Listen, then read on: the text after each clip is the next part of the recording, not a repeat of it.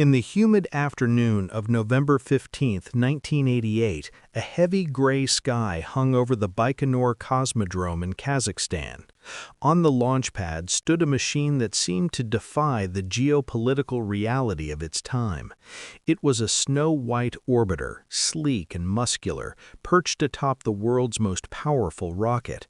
To a casual observer or a frustrated CIA analyst looking through the grain of a satellite photograph, the image was infuriatingly familiar. It looked exactly like the American space shuttle. When the Soviet Union finally pulled back the Iron Curtain of secrecy surrounding the Buran program, the Western world reacted with a mixture of mockery and dismissal. The consensus in Washington and Houston was that the USSR had simply given up on original thought. They called it shuttle ski. They claimed the Soviets had used their vast network of KGB operatives and industrial spies to steal the blueprints for the American orbiter, producing a cut-rate carbon copy to save face in the final decade of the space race. The similarities were admittedly striking. Both had the same delta wing silhouette, the same black and white thermal tiling, and the same cavernous cargo bay designed to haul satellites into the heavens.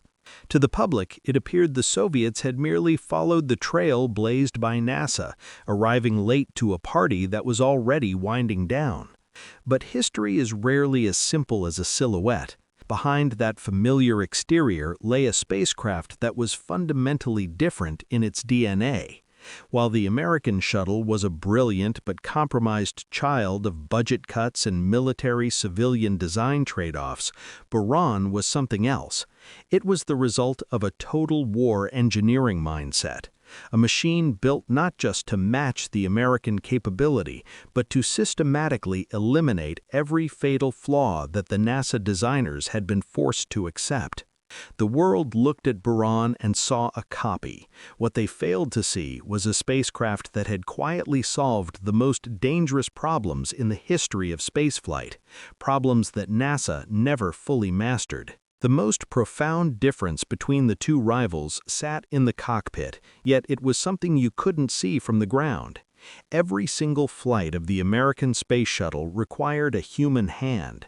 From the moment the main engines ignited until the wheels touched the tarmac at Edwards Air Force Base, the American shuttle was a pilot's machine. It was designed with the philosophy of the right stuff, that the human brain was the ultimate failsafe. The Soviet Union, however, had a different philosophy. They had spent decades mastering the art of the robotic explorer, from the Luna probes to the automated docking of the Progress supply ships. When it came to Buran, the chief designer, Valentin Glushko, made a radical decision. Buran was built to fly completely autonomously. It did not need a commander, it did not need a pilot, it did not even need a passenger. While the American shuttle used computers that were essentially assistants to the astronauts, Buran was the computer. Every single flight control surface, every thruster fire, and every navigation calculation was integrated into a unified digital brain. In November 1988, the Soviets proved this capability in a display of engineering prowess that remains unmatched to this day. Buran launched into a turbulent sky, propelled by the massive Energia rocket. It entered a perfect orbit, circled the Earth twice, and then initiated its own deorbit burn. As it streaked back into the atmosphere, it faced 15-meter-per-second crosswinds, conditions that would have terrified a human pilot. Yet the autonomous system didn't flinch. It calculated the wind shear, adjusted its bank angle, and touched down on the runway at Baikonur with a precision that was within 5 feet of the centerline. It remains the only spaceplane in history to perform a fully automated flight from launch to landing. The Americans built a chariot for heroes. The Soviets built a robot for the stars. The most tragic chapters of the American space shuttle program were written in Florida in 1986 and Texas in 2003. The Challenger and Columbia disasters were not just accidents, they were the result of inherent design traps that NASA engineers had been forced to live with due to political and financial constraints. NASA had accepted a level of risk that bordered on the terrifying. The Soviets, watching from across the ocean, were horrified by what they saw.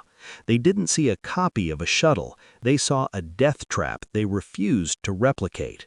Buran was engineered with a safety-first mindset that made it a vastly superior vehicle for human life. The problem of the solid boosters.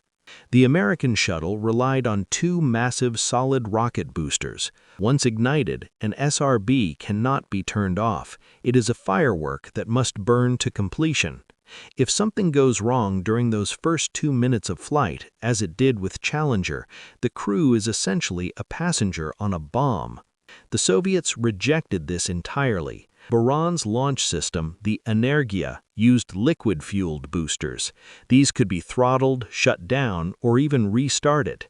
If a sensor detected a malfunction during the climb, the engines could be cut and the mission could be aborted safely. The black zone of aborts. For much of the American launch sequence, there were black zones, periods where if the engines failed, there was no way for the crew to survive. The shuttle was too heavy and lacked the necessary thrust to escape its own fuel tank in an emergency. Buran, however, was designed with full abort options at every single stage of the flight. Because the main engines were on the rocket, Energia, and not on the orbiter itself, Buran was much lighter during the ascent.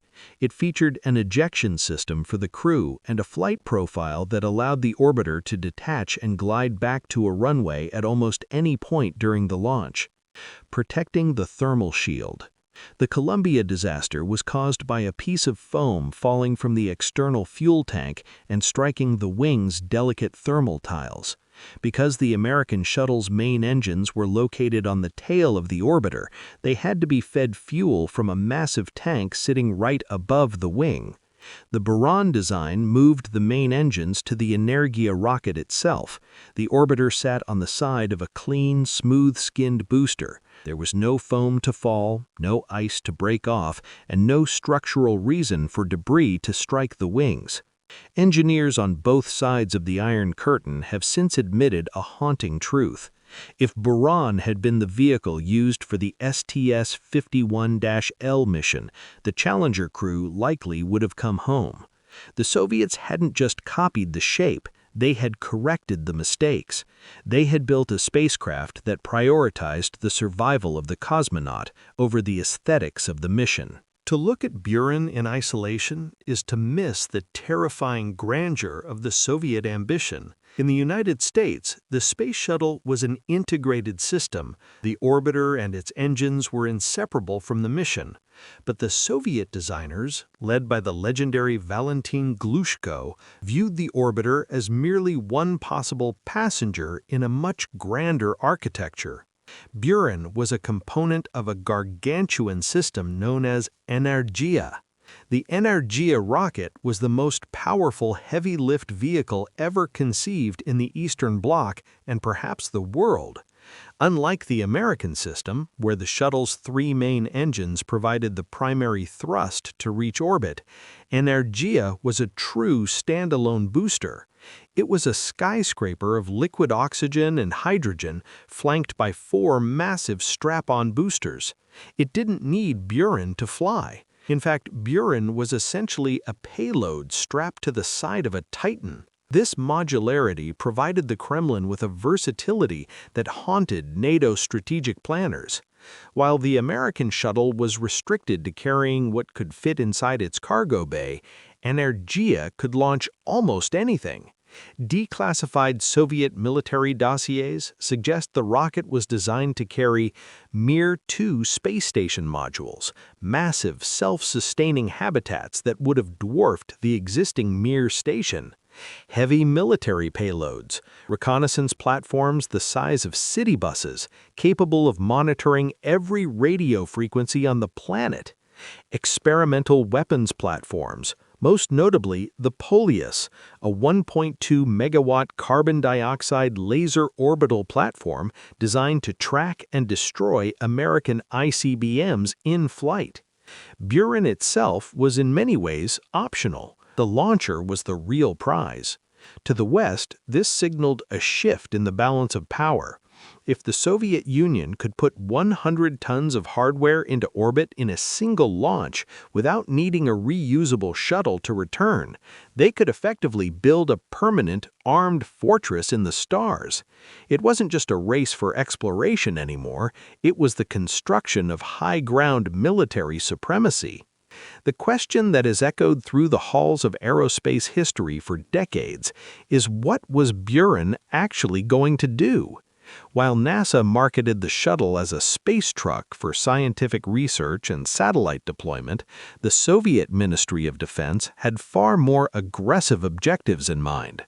Declassified planning documents from the Glavkosmos, the Soviet Space Agency, and the Ministry of Defense revealed that Buran's true purpose was rooted in the shadow play of the Cold War. The orbiter was designed for special tasks that made the American military deeply uncomfortable. Rapid satellite retrieval. One of the most feared capabilities was Buran's ability to snatch an enemy satellite directly out of orbit. Its robotic arm was designed to be more robust than NASA's, capable of folding a functional American spy satellite into its cargo bay and bringing it back to a Soviet hangar for inspection. Surprise orbital inspections. Because Buran could fly autonomously and possessed significant cross-range maneuvering capabilities, it could change its orbit drastically. It was designed to sneak up on Western platforms, document their technology, and vanish before a response could be coordinated. Deployment of classified payloads. There is evidence to suggest Buran was intended to deploy stealth nuclear mines, warheads that would sit silently in orbit, undetectable, until the signal was given to drop them onto a target with only seconds of warning. Western analysts believed Buran was the ultimate tool for orbital interdiction, the ability to disable or destroy the West's eyes and ears in the sky during the opening minutes of a conflict. It was a predator masquerading as a transport. Yet, for all its potential to change the face of warfare, the most aggressive missions remained as nothing more than ink on classified parchment. The Soviet High Command was increasingly paralyzed by the complexity of the machine they had created, and the mission was never given the green light to move beyond its initial proof of concept. By 1989, the engineers at Baikonur and the designers in Moscow knew they had achieved the impossible. Buran had flown. It had landed itself with the grace of a bird. The heat tiles had held, the software had functioned perfectly. From a technical standpoint, the Soviet Union had won the second round of the space race. But there was a rot at the heart of the triumph that no amount of engineering genius could fix. It wasn't the physics of orbit, it was the mathematics of the Soviet treasury. Buran was a golden spike driven into a crumbling foundation. Each launch of the Energia Buran system cost an estimated 270 million rubles, a staggering sum for an economy that was beginning to fracture under the weight of the war in Afghanistan, the cleanup of Chernobyl, and the structural failures of the socialist system. To scale the program to a fleet of 5 orbiters, as originally planned, would have required a significant percentage of the entire national budget. The USSR was collapsing faster than the program could be scaled. While the engineers were perfecting the docking adapters, the people in the streets were lining up for bread. By the time the second Buran orbiter, nicknamed Ptichka, or Little Bird, was nearing completion, the funding had slowed to a trickle. In a final, tragic irony, the very autonomy that made Buran superior became its death warrant. Because it could fly without a crew, there was no political hostage to save it, no astronauts to lobby for their lives, no public face for the program. It was a machine that worked perfectly in a country that no longer worked at all. By the time the Buran orbiter taxied to a halt on the runway at Baikonur in November 1988, the cheers in the control room had a hollow, desperate quality. On paper, it was the greatest triumph in the history of Soviet aerospace. The engineers had delivered a machine that could outfly, outcarry, and outsurvive its American counterpart. They had proven that the Soviet mind could still conquer the highest of frontiers. But as the technicians approached the cooling spacecraft to begin post-flight inspections, they were stepping into a world that was rapidly turning to ash. The Soviet Union of 1988 was a nation in the throes of a terminal fever. Mikhail Gorbachev's policies of glasnost and perestroika had opened the floodgates of long-suppressed political and ethnic tensions. The economy, already strained by the monumental costs of the Buran Energia program, was beginning to fragment. The perfect system had arrived, but it had arrived at the midnight of an empire. As the 1980s gave way to the 90s, the physical reality of the program began to mirror the state of the country. Budgets that once seemed infinite vanished overnight. At the sprawling industrial complexes in Samara and Moscow, the assembly line slowed and then stopped. Factories that produced the specialized thermal tiles and the sophisticated flight computers began to shut their doors as the state's central planning apparatus disintegrated. Perhaps most tragic was the human cost. The elite cadre of engineers, men and women who had dedicated their lives to the dream of a reusable Soviet space fleet, found themselves working for months without pay. Some stayed out of a sense of duty, haunting the cold, unheated hangars like ghosts. Others, the brightest minds of a generation, took their talents elsewhere, joining the brain drain to the West, or simply leaving the industry to find a way to feed their families in a hyperinflationary economy. The Buran was a spacecraft designed for decades of service, a fleet intended to build cities in orbit and protect the motherland from the stars. Instead, it became a relic before its second flight could even be fueled. It was a masterpiece of technology that had the misfortune of being finished just as the gallery was being demolished. The post-Soviet years were not kind to the Buran fleet. While NASA's shuttles continued to fly mission after mission, servicing the Hubble telescope and building the International Space Station, the Buran orbiters were left to rot in the desolate landscape of the Kazakh steppe.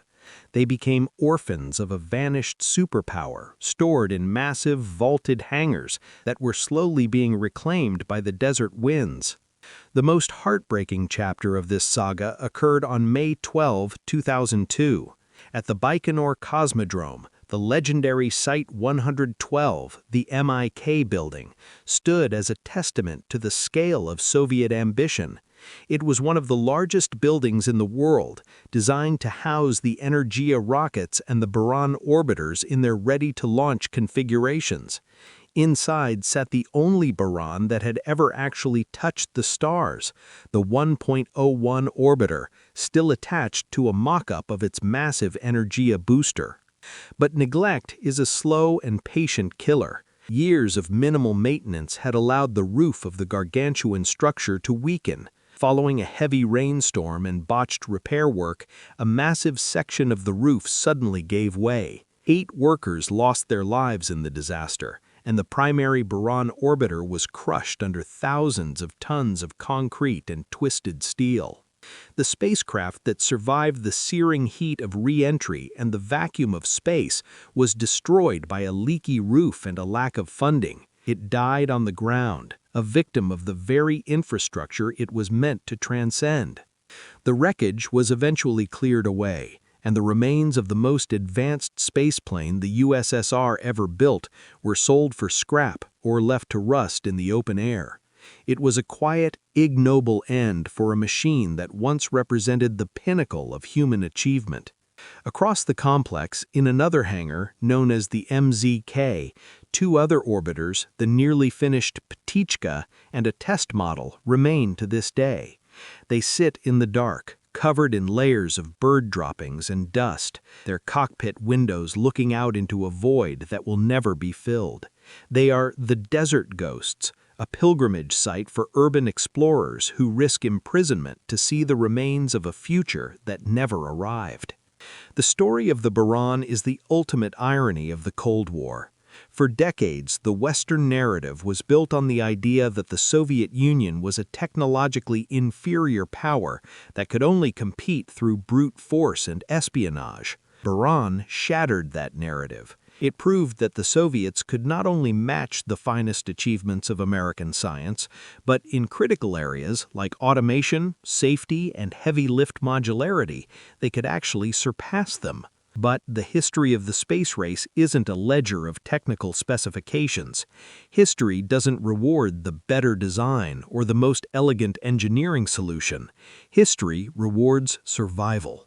Buran was a victim of its own excellence. It was so ambitious, so complex, and so integrated into the Soviet military-industrial machine that it could not exist without the state that birthed it. When the USSR ceased to be a country on December 26, 1991, Buran ceased to be a project. It wasn't canceled because it failed to fly. It wasn't canceled because it was unsafe. It was canceled because the very concept of the Soviet Union had become a historical memory. There's a haunting lesson in the silence of the Baikonur hangars. It reminds us that even the most brilliant civilizations can build wonders that they are ultimately too fragile to sustain. The Buran remains the greatest space success story that never had a future, a testament to what humanity can achieve when we reach for the stars, and a warning of how quickly those achievements can be swallowed by the Earth. As the sun sets over the Kazakh desert, the shadows of the remaining orbiters stretch across the hangar floors, reaching towards a sky they will never touch again. They are monuments to a lost world, standing in the dust, waiting for a command that will never come.